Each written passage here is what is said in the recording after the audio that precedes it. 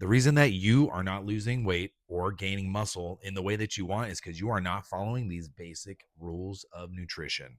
I like to break down my nutrition for my clients as kind of a little pyramid, not that type of food pyramid, one that actually works. Level one, the base, your total calories consumed within one day. Whether you're getting it from grass fed steaks or just eating enough cardboard to stay alive, the amount of calories will matter. If you eat too many calories and do not expend enough energy, you will add on body mass. Could be fat, could be muscle. If you don't eat enough calories and expend more than enough energy, you will lose body mass.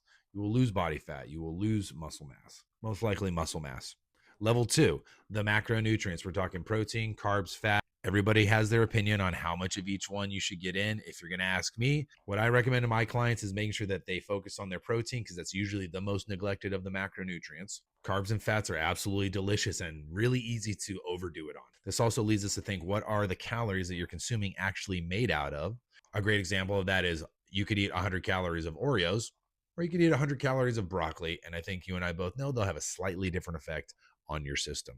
Now, as far as your protein goals go, start for 100 grams of protein in a day for the fellas, 75 grams of protein in one day for the ladies, and try and bump those numbers up to a goal weight that you'd like to achieve.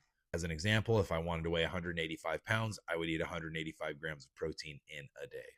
You can also turn these into different percentages as you start to add in the other macronutrients. So in my recommendation, about 40% of the calories you're taking in should be coming from protein, high quality, of course.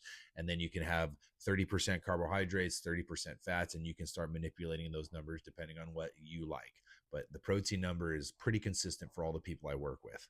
All right, let's go to level three, the quality of your protein. Now, I mentioned grass-fed steaks earlier. This is a huge battle about if organic is what you need to have or not. And I'm not going to get into that too much, but what we can say is that a burger from McDonald's is most likely not going to be the best beef compared to a grass-fed and grass-finished steak that's coming from a beautiful farm where the cows are always petted and told nice things. There are many things that affect this quality. Another example would be farm-raised fish versus wild caught. Just think about the sources of your protein and where they're coming from as the third level. The last level for most of my clients is number four, and that's just nutrient timing. And when are we going to take in these protein, carbs, and fats, and in what way? We can manipulate that depending on someone's lifestyle. We can manipulate that depending on someone's goals.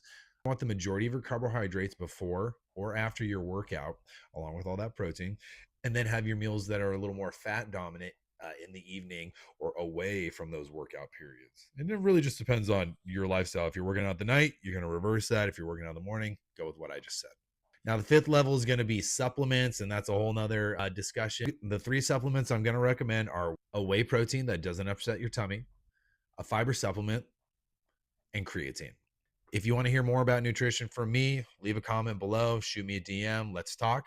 I will see you tomorrow.